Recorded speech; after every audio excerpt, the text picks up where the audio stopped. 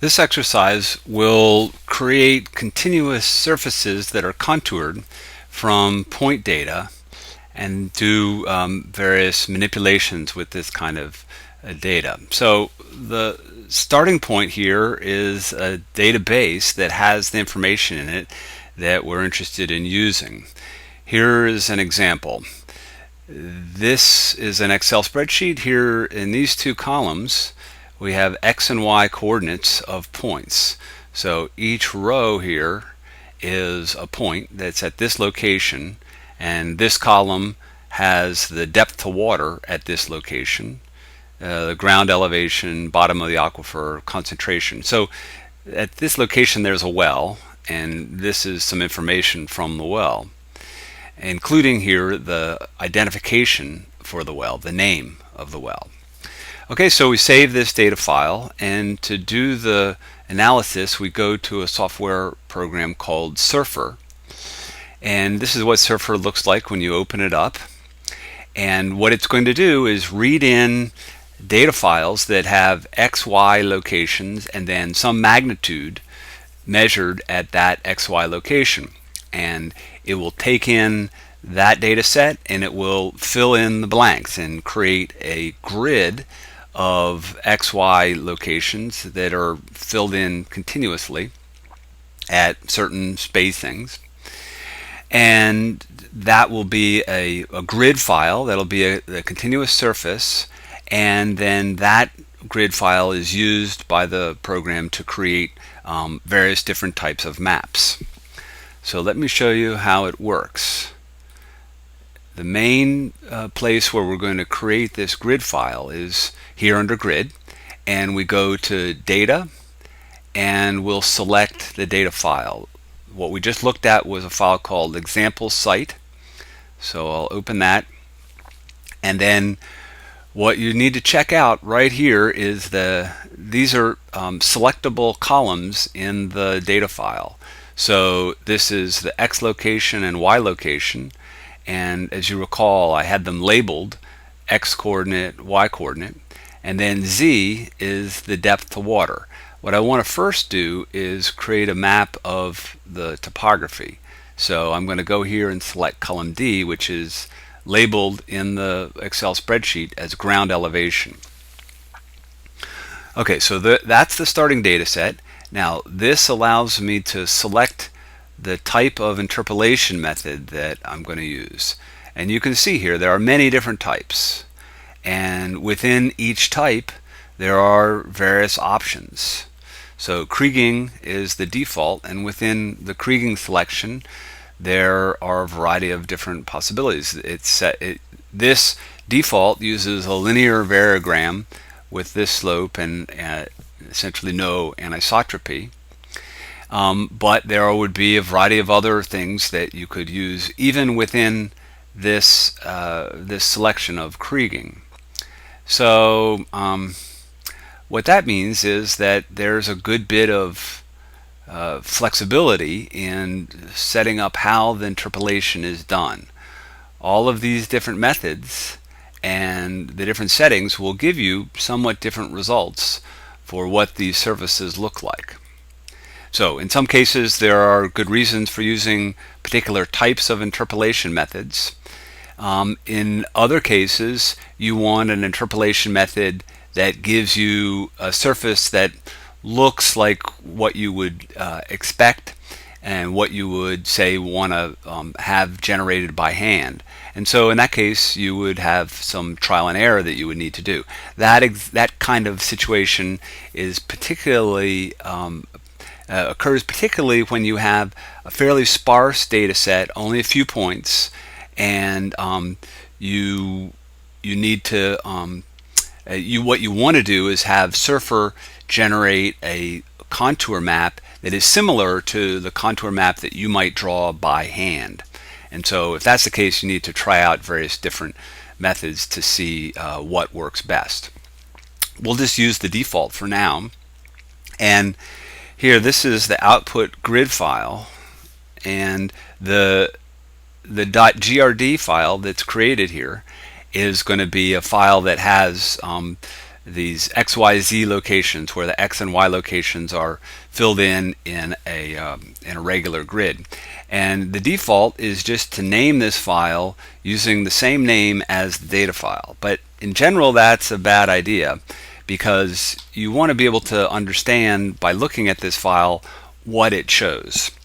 So this is going to be ground elevation. So I'm going to label it ground underscore elevation. Okay, so the next entry here is the extent of the map. So the default goes in the X direction from the minimum data point to the maximum data point, and same for the Y direction. What this does is, by default, then it will put the boundary of the map right on the data points that are the maximum and the minimum values in the X and Y directions. So that may be okay, but in many cases you want to have all your data points within the map. So we might want to change this then. Instead of 660, we might want to make it, say, 700, and we'll make this one 700, and the X direction will start at 0. Okay?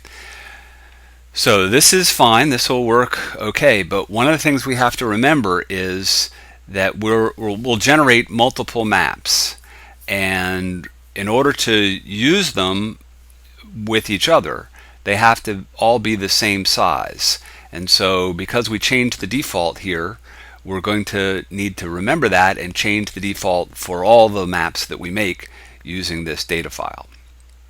Okay, so let's go ahead and generate this grid file. So we hit OK, and I've already made a file with this name, but that's okay. I'm going to say yes, replace it, and it does the analysis, and here's the output.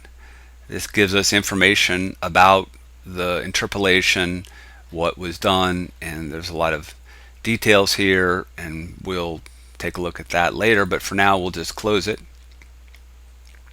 And so now we've created this file, and what I think would be good to do at this point is to take a look at it. So we go over here to the next menu selection and pick contour map, and we'll make a new contour map, and here we see all the grid files that we made, and this is the one that we just created. So we'll hit open, and there it is. So there is just a very quick rendition of this contour map that we just created.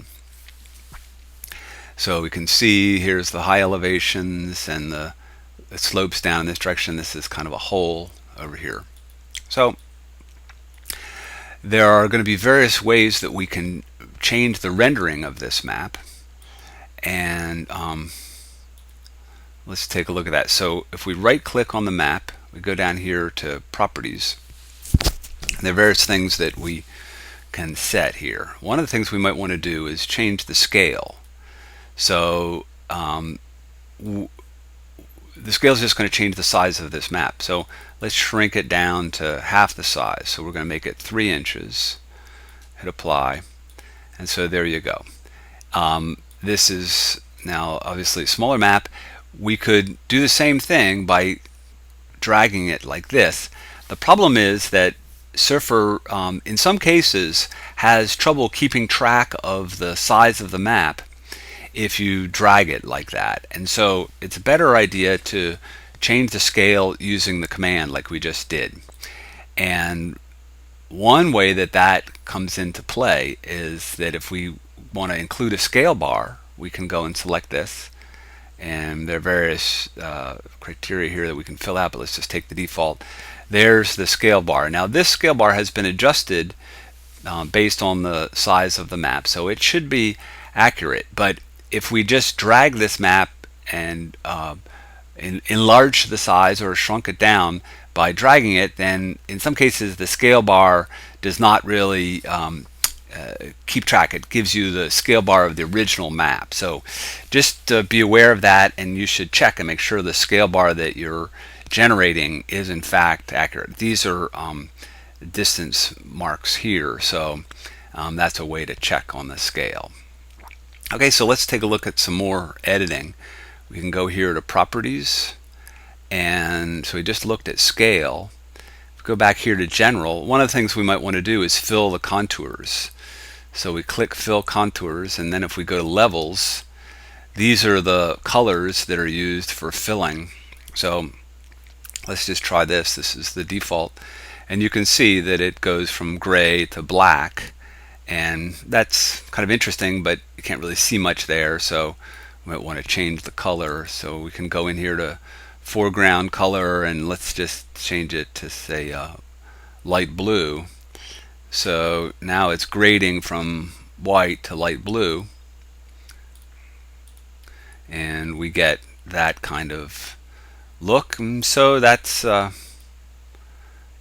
is well, possibly something that we're interested in using.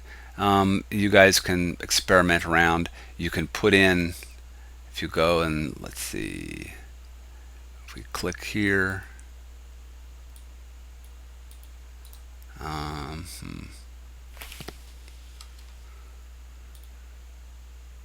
so if we use Control Click, so press down Control, click there, then we can change the color of these independently. So let's say we want that to be yellow for some reason.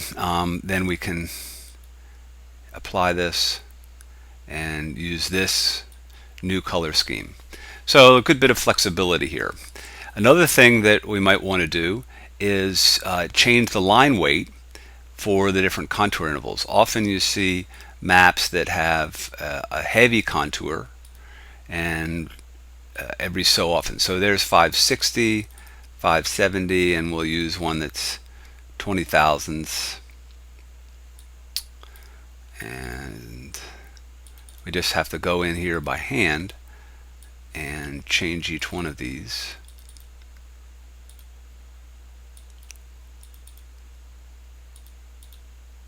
You see here we can change the color and the line style as well, but I'm just keeping those all the same. And then if we apply it, and let's see, there we go, and we can see that here the labels are a little bit offset, so that's probably not the way we want to have this set up. We can change the labels too. We can go here, let's see,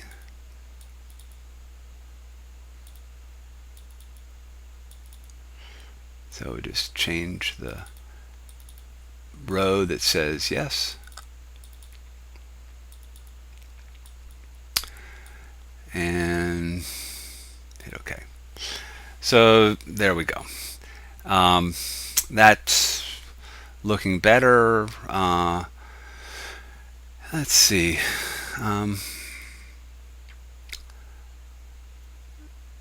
So those are, well, we can do some other things. We can hatch it. I guess what I would recommend that you do is just try experimenting around with these different effects.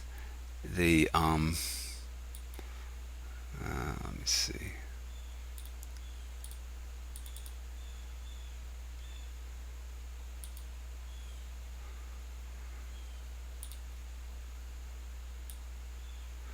So something like this, let's say we change this upper one to red. We might do this, say, to just highlight the upper elevations where the maybe a concentration is particularly high, or something is above a threshold value, something like that. So experiment around and see what you can come up with. All right, so there's that's a contour map, but there are several other kinds of maps that we can do. So let's well, actually, first, before we do another kind of map, let's augment this contour map. Often what you would want to do here is have the locations that you use to make the contours marked on here, the wells. So we can go here to Post Map, and we create a new Post Map, and I'll use the same file, and here are the locations of the points in that file.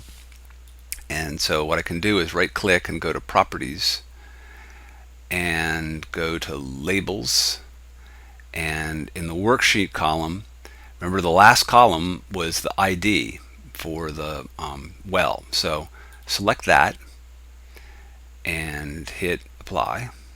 So there are the well location and the ID, the name of the well. And I think maybe that's a little bit too big of a font, so I'll reduce it and hit Apply. Let's see.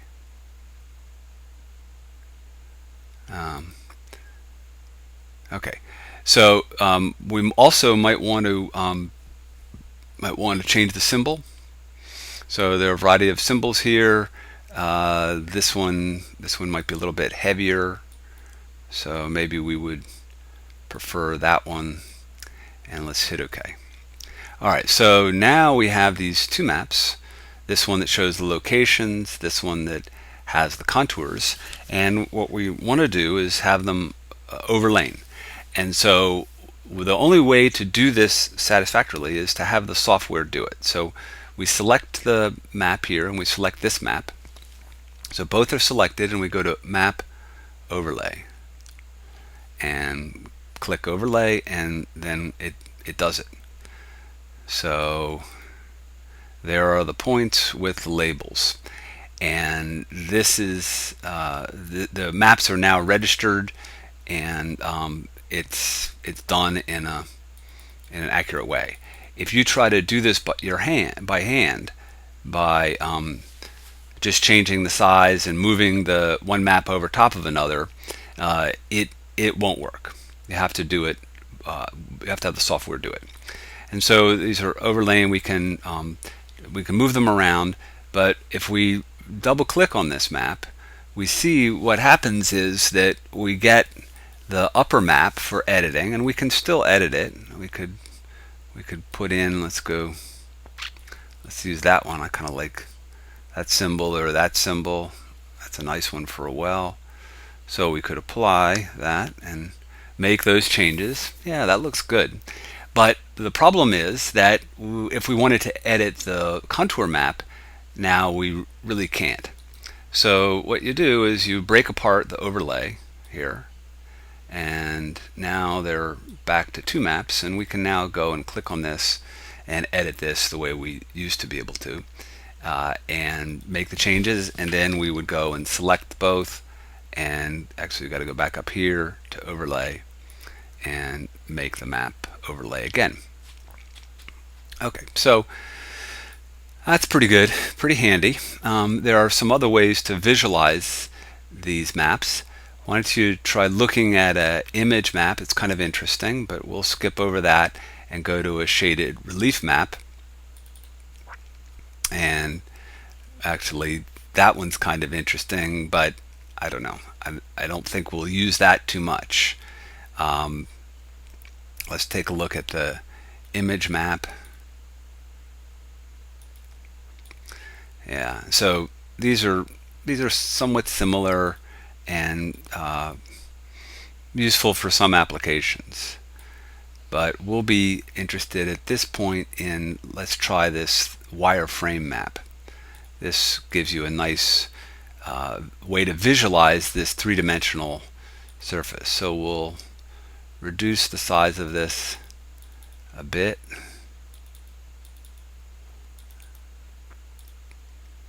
And we're kind of looking down the slope, so I'm going to rotate it around. Under View, we can spin it around and try that. So now we're looking down the slope. That shows it a little bit better, I think. And perspective, this uses a vanishing point, so this gives a little bit better 3D look. The orthographic doesn't look as accurate in 3D, but it causes parallel lines to remain parallel. Okay, so that looks kind of cool. And one thing that we can do is take this three-dimensional appearing map, and we can take something like our contour map that let's make another one. And I'm just going to change the color of this.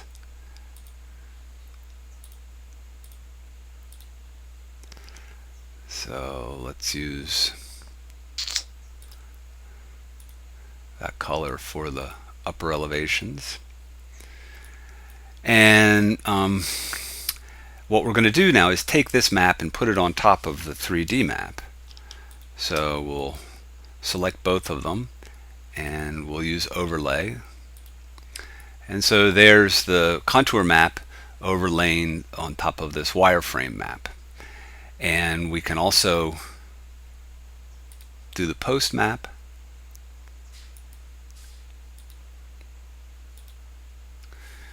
And take the post map and overlay it. And so there are the well locations. And if we want to spin this guy around, we can do that. Get some different perspectives on this, depending upon what our applications and interests are. Okay, so that gives a different way of looking at these maps. We could put on one of these maps that has the shading. When the shading goes on the actually I think this map cannot be overlain. This one might be able to, though. Let's try it. So we'll go here. Yeah.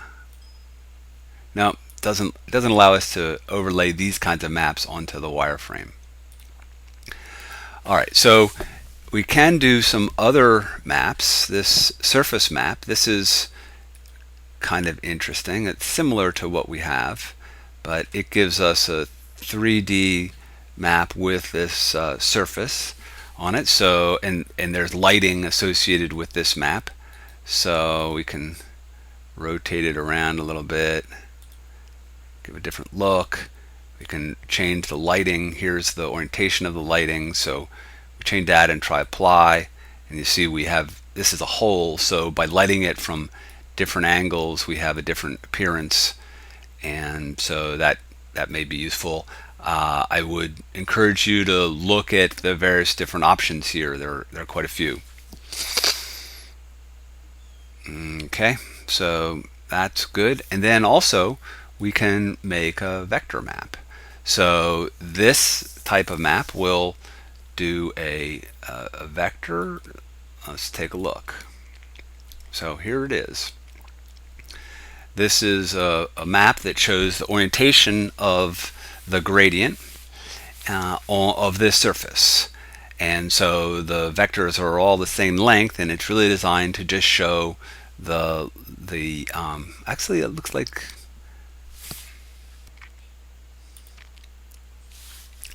so this vector map shows the orientation of the gradient, and the way this is set up, this vector, the default is for the vector to point downhill. So we can see that if we overlay this vector map onto the green map. So we overlay it, and you can see here the vector is pointing downhill, and so it's converging on this low point, and it converges here on this low point as well. And so we can edit it and change that around, and I guess what we'll need to do is break it apart. So we'll select this stack of maps and break apart the overlay, and we can right click and look at the properties here.